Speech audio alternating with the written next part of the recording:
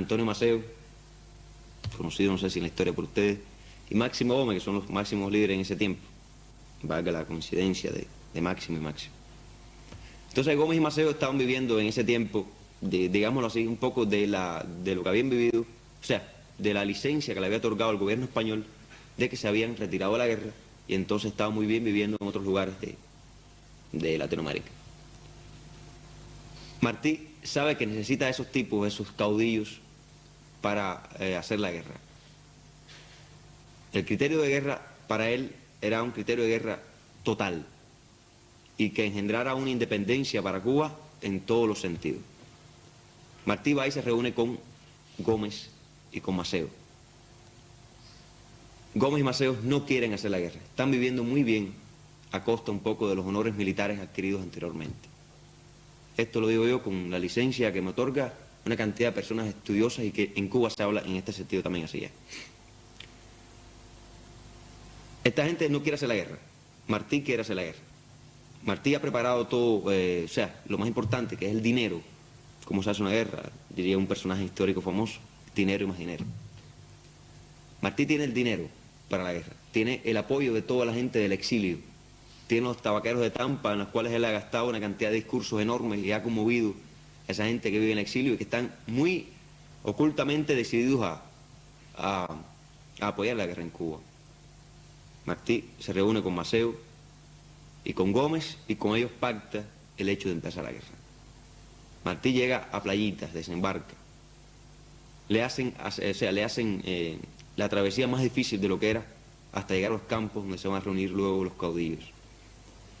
Martí plantea una plataforma en ese momento que a esta gente no les pareció nunca congruente, que era hacer una guerra en todo el sentido militar para ganar un país de una democracia no militar.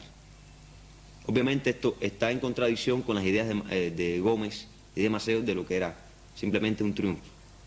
Un triunfo para ellos equivalía a un gobierno militar.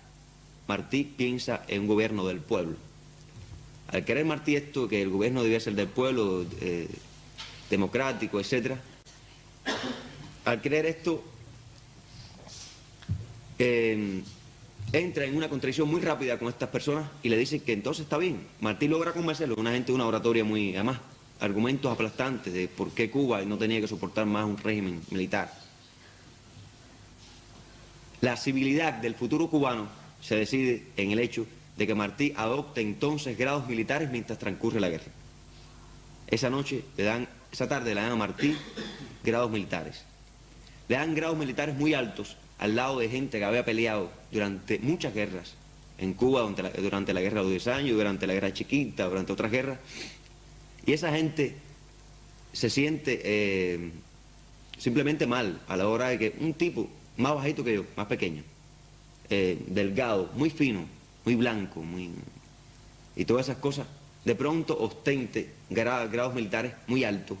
Y entonces ahí la anécdota de que cuando Martí sale de la reunión, se ríen de él todos los militares al ver a un tipo tan chiquito, tan blanco, tan fino, tan pálido, con esos grados tan altos en la militaridad cubana. De él se ríen caudillos cubanos importantes y Martí lo soporta, va a su cabaña. Empieza a escribir su última carta, que ya estoy todos los días en peligro de dar mi vida por mi país, de impedir a tiempo de con la independencia de Estados Unidos se extiendan sobre o sea, habla sobre todo la posible invasión de los americanos a América, la predice un poco. Otra gente había hablado algo sobre eso, Martí más concreto lo habla bien claro, de que la independencia de Cuba, o sea, el hecho de que ya no dependiera de España, podría darle la puerta libre a los Estados Unidos, que eran la potencia que existía en ese momento en América.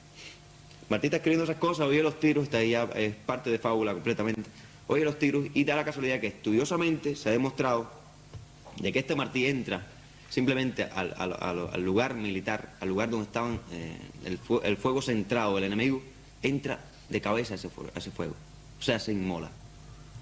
Martí, según todos los estudios y esta última carta y otras pruebas, se dice que simplemente él sabía de que no podía hacer una guerra él con esos grados militares, él no lo podía hacer. Entonces la civilidad del triunfo revolucionario entonces estaba demostrado ya en el acuerdo que habían tenido ellos. Martí entonces imagina de que para eso hacía falta una bandera.